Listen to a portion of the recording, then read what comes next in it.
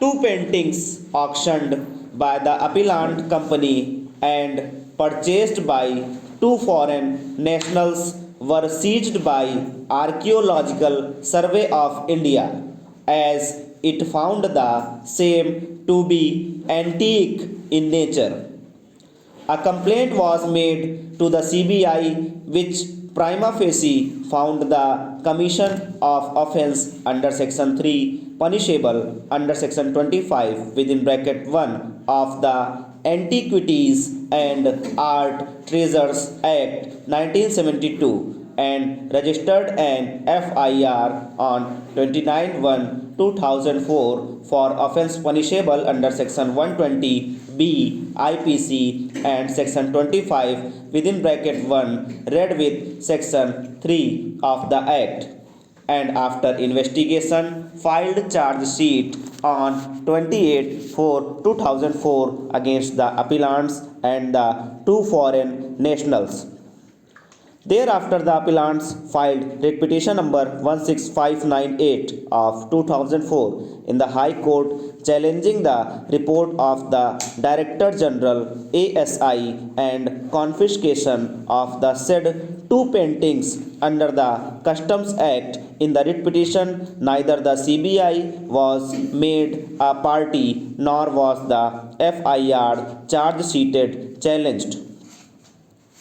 The writ petition was disposed of by a consent order dated 24/3/2005, directing the competent authority to pass a fresh order again. Writ petitions were filed seeking to quash the FIR mainly on the ground that the basis of the FIR, that is the earlier report of the ASI, had been rendered redundant in view of the decision of the Division of the High Court. The High Court dismissed the writ petition, aggrieved the auctioneers, filed the appeals. Dismissing the appeals, the court. It is pertinent to note that in the instant writ petition, the relief prayed for is to quash the FIR and not the order passed by the trial court refusing to discharge the appellants from the criminal case filed by the CBI. The writ petition is mainly based on the ground that the basis of the FIR, that is the earlier report of Archaeological Survey of India, has been rendered redundant in view of the decision rendered by the Division Bench of the High Court by order dated 24/3/2005. There is no explanation whatsoever forthcoming from the appellants as to why they did not implead the CBI in writ petition and challenge the FIR, though they were aware of the same. It cannot be said that the basis of the FIR does not survive in view of the judgment of Delhi High Court in writ petition number 2004.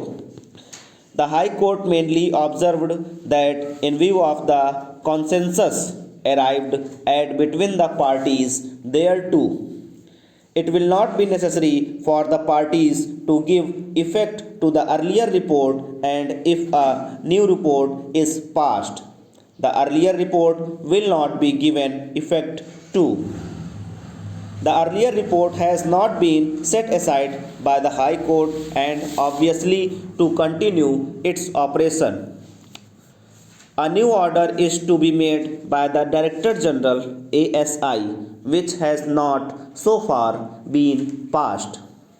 At any rate, all these pleas may be advanced, if at all available, to the appellants in the pending criminal case. The observation made by the High Court that it will not be necessary for the parties to give effect to the earlier report binds only the parties to the proceedings, and admittedly the CBI has not been implemented as party respondent in that writ petition. The jurisdiction of the High Court under Article 226 of the Constitution of India to issue appropriate writs is extraordinarily equitable, and discretionary.